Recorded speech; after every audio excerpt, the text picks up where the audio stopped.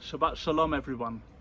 This week's Parshat Ki Tavo opens up with the mitzvah of Bikurim, the first fruits. It says, V'haya ki tavo la'aretz, when you come into the land, V'lakachta mereishit kol pri ha'adama, and you shall take from the first fruits.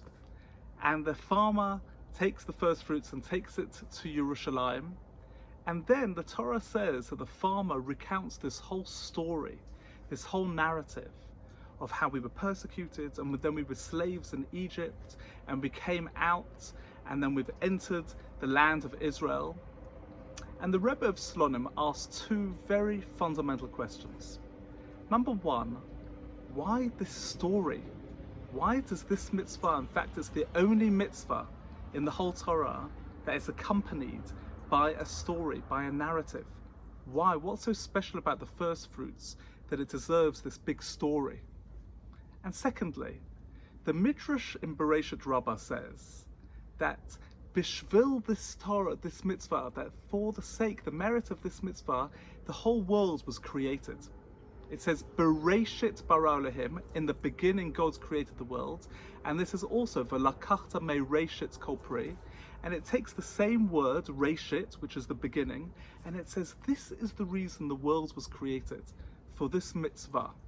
Why? Why is the first fruit so important? And the Rebbe of Slonim answers, and so do many other Hasidic thinkers. They talk about the mitzvah of the first fruits, in a way, reflects our whole attitude to life and creation. God created the world to create a home for God to live in, a place where we can feel the spirituality, a partnership between us and God as we build the world that we want to live in. And the first fruits is the ultimate symbol of the farmer realizing the bounty in his life, the first fruits, and saying, you know, this is a partnership. There's a bigger story going on here. I see myself as part of a much bigger whole. It's not just me that's bringing these first fruits. I'm part of a Jewish people. I'm part of a story. I'm part of a narrative. And that narrative is essential to the whole mitzvah of Bikurim. You know, the modern psychology has this concept called framing, where you can take events that happen in our lives, and often hard events, difficult events, but we can choose the narrative. We can choose the story by which we see those events. It's like we have a lens in our eyes, and we can choose the lens by which we want to see those events in our life.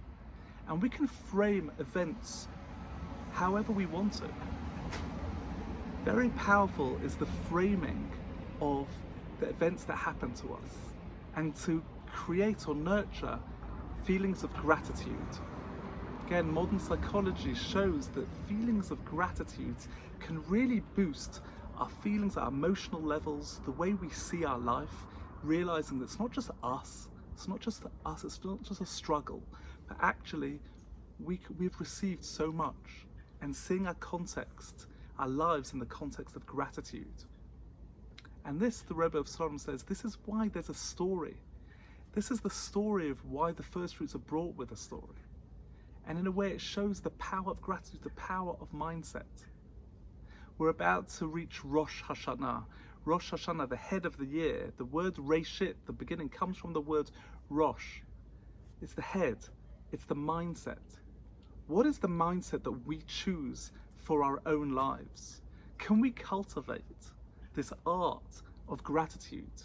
Can we see life in a way as a partnership between us and Hashem? The Torah says that the consequence of giving the Bikurim is a feeling of joy. And we know, and psychologists show this, research shows, that infusing our life with gratitude, with seeing things from a place of thankfulness, boosts our level of joy.